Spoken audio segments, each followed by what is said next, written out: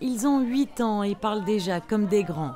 Le tri sélectif n'a plus aucun secret pour eux, comme nous le prouve la petite Victoria.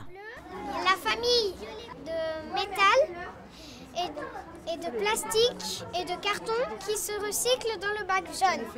Et dans le bac vert, il y a tout ce qui est en vert. Dans le bac bleu, il y a le journal, le papier et les cahiers.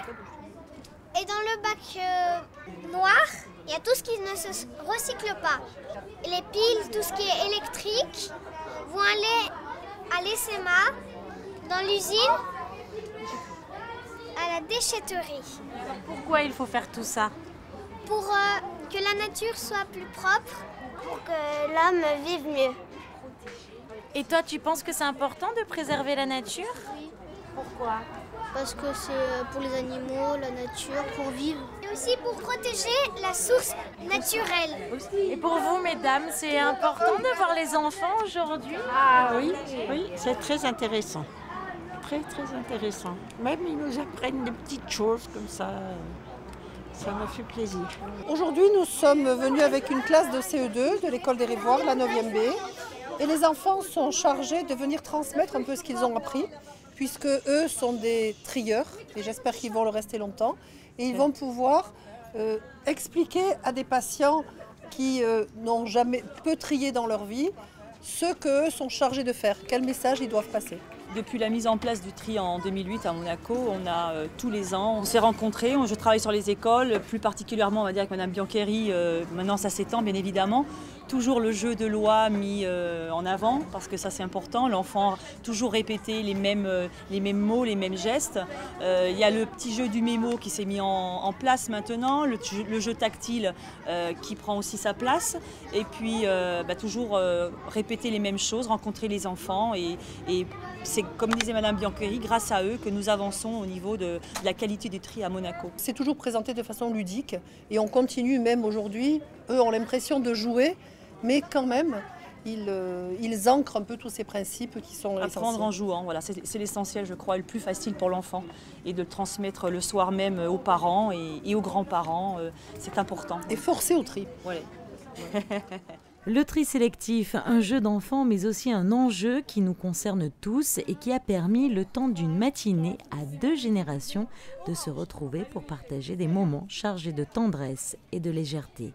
Qu'est-ce que les enfants vous ont appris aujourd'hui? Beaucoup de choses sur la nature, sur les animaux.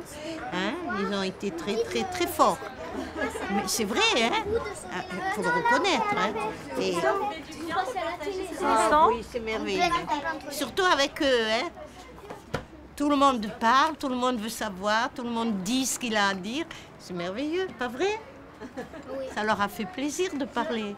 Tu as dit des choses au moins. On a appris, moi j'ai appris, toi tu as appris. Oui. On est forts. Ils s'offrent des moments de partage. Il y a des sourires, des rires, des jeux. Je crois que tout le monde est heureux. Les enfants sont heureux de venir dans nos établissements et nos patients et résidents sont très satisfaits et très émus de voir les enfants des écoles. C'est un vrai partage, du bonheur à l'état pur. C'est du papier, mais pas non, c'est pas du papier. papier. Non. Mais pas Non, c'est pas du plastique non plus. Quoi? Ouais. C'est du carton. Alors le carton, ça va où? Regarde, il y a les images là, donc on peut savoir. Tu passes à côté. C'est du verre. Il n'y a plus rien. C'est la moitié d'un téléphone. Ça va dans une poubelle ou pas? Alors, qu'est-ce qu'il y a passé? Non, ça va dans aucune poubelle. Ah bon? Et où on les met alors? Tu vas le donner, je sais plus, à l'ESM, je sais plus. Ça va dans aucune poubelle. Alors, ça c'est quoi? Dans la journaux. Oui, c'est du jaune, bravo! Donc ça, c'est pas possible. Elle l'a fait du premier coup. Pour clore cette matinée, chaque résident du centre Régnier 3 a reçu un petit cadeau de la part des enfants, une attention qui démontre tout l'attachement qui lie les 2 générations entre elles.